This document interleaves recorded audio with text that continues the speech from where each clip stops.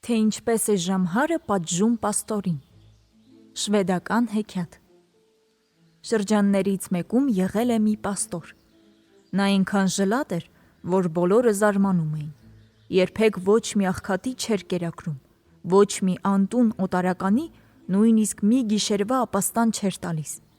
Իսկ իր քարոզներում այնպես գեղեցիկ էր խոսում,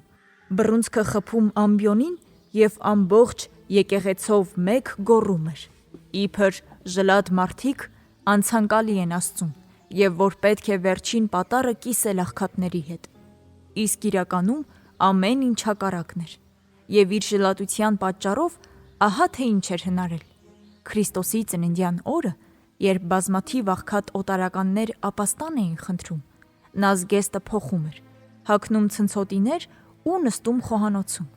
Եթե որևէ մեկը թակում էր տան դուռը և գիշերելու տեղ էր խնդրում, պաստորի կինը նրան ցույց էր տալիս զգեստափոխված ամուսնուն, հետո ասում էր. «Ես քեզ ուրախությամբ ապաստան կտայի, բայց մեր տանն արդեն հրեն մի աղքատ նստած է, դու ավելի լավ է Ժամհարի մոտ գնա, նրա տունը մեր տնից հեռու չէ»։ Եվ այդպես նա բոլոր աղքատներին ուղարկում էր Ժամհարի մոտ։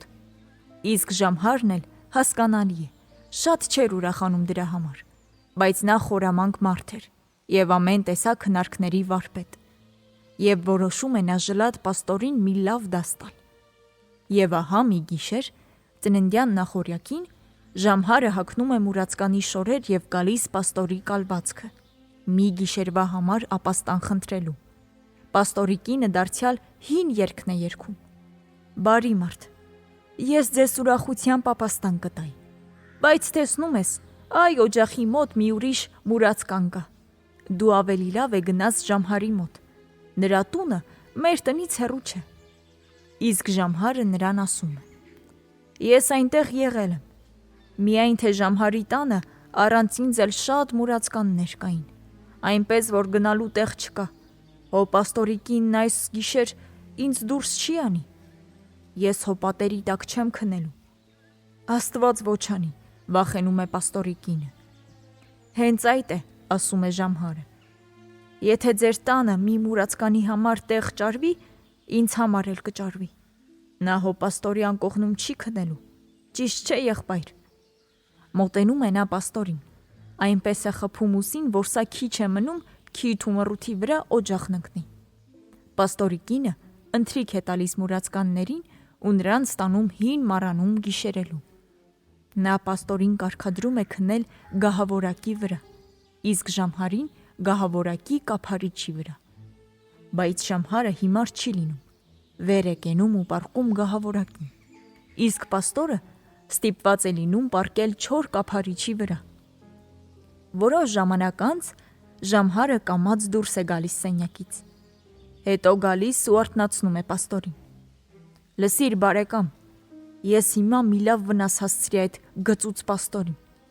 ձեղնահարկում պարկերը ծակեցի ու ամբողջ ցորենը, որ պաստորը գյուղացիներից հավաքել էր եկեղեցու 10-որդի դիմաց, թափվեց փայտերի վրա»։ Այս լսելով պաստորը մի իսկական վայնասուն է բարձրացնում։ «Ինչ պատահեց քեզ», զարմանում է Ժամհարը։ «Փորիս ցավը բռնեց», բղավում է պաստորը, ու շտապով իրեն նետում է բակ, վազում է ձեղնահարկի պարկերի անցքերը փակում ու սկսում է փայտերի արանքից հավաքել ցորենը, բայց միևնույն է, ամբողջ ցորենը չի կարողանում հավաքել։ Իսկ Ժամհարն այդ միջոցին հագնում է պաստորի շորերը և գնում նրա ննջարանը։ Իսկ պաստորի կինը կարծում է, թե ամուսինը եկավ։ «Հը, այդ գրողի տարած մուրացկանը խաղաղվեց», հարցնում է պաստորի կինը։ «Քնած է անիծվածը», պատասխանում է Ժամհարը։ «Իսկ իմ այդ փայտե կափարիչից բոլոր ոսկորներս ցավում են, դրա համար էլ որոշեցի իմ անկողնու փափկությունը վայելել»։ Մեկնվում է պաստորի փափուկ անկողնում ու քնում քաղցր քնով։ Իսկ կեսգիշերին արթնանում է ու ետ գնում դեպի մառան։ Պառկում է նա գահավորակին ու տեսնում, որ բակից ներս է մտնում պաստորը, հոգնած, ջարդված, քրտինքի մեջ կորած։ Հենց որ պաստորը պառկում է գահավորակի կափարիչի վրա, Ժամհարը նորից կամաց դուրս է գալիս, հետո գալիս է ու պաստորին արթնացնում։ Լսիր, եղբայր, արթնացիր, ես այն ժլատ պաստորին ավելի մեծ վնաս եմ տվել։ Գոմի դուռը բաց արի և բոլոր անասունները դուրս քշեցի։ Պաստորը սկսում է գոռալ։ Ինչ պատահեց, զարմանում է Ժամհարը։ Փորիս ցավը բռնեց, գոռում է պաստորն ու նետի պես դուրս թռչում։ Պաստորը վազում է գոմ ու տեսնում, որ ամբողջ նախիրն արդեն ցրվել է։ Եվ նա ստիպված կեսգիշերին վազում է անտառով ու բլուրներով ու իր կովերին հավաքում։ Մթության մեջ էլ ոչինչ չի երևում։ Պաստորը վազում է սայթաքում, ընկնում։ Ոտքերը հարվում են, մինչև որ կարողանում է նախիրը հավաքել։ Իսկ Ժամհարն այդ միջոցին հագնում է նրա շորերն ու գնում ննջարան։ Մեկնվում է փափուկ անկողնում ու քնում քաղցր քնով։ Առավոտ վաղ արթնանում է նա ու գնում մառան, որ տեսնի, թե ինչ է անում պաստորը։ Իսկ նա հազիվ էր շնչում։ Կափարիչի վրա պառկած ծանր տնքում ու հառաչում էր։ Բայց դու երկար մնացիր զուգարանում, ասում է Ժամհարը։ Իսկ այդ ընթացքում էլի օին խաղացի պաստորի գլխին։ Էլ ինչ ես արել, հարցնում է պաստորը ու քիչ է մնում, որ լաց լինի։ Վազեցի մառան ու գարեջրով լի ամենամեծ տակառի մեջ թրիկ լցրի։ Պաստորն ինչպես երևում է, պատրաստվում է Ժամհարին ծննդի կապակցությամբ գարեջուր ուղարկել։ Պաստորը սկսում է բղավել։ Քեզ ինչ պատահեց, զարմանում է Ժամհարը։ Փորիս ցավը բռնեց, և այնքան ուժեղ, բղավում է պաստորն ու վազում։ Խեղճ մարդ, երևի շատ հոգնեցիր այդ կափարիչի վրա քնելուց։ Գիտես ինչ, պառկիր գահավորակին, իսկ ես գնամ տուն։ Դրսում արդեն լույս է և այդ գծուծ պաստորից էլ նախաճաշ չսպասես։ Ժամհարը գնում է պաստորի ուսերից ասես ծանր բեռ է ընկնում։ Նա վեր է թռչում գահավորակից ու գնում իր ննջարանը։ Էլի եկար, հարցնում է պաստորի կինը։ Ինչու էլի, զարմանում է պաստորը։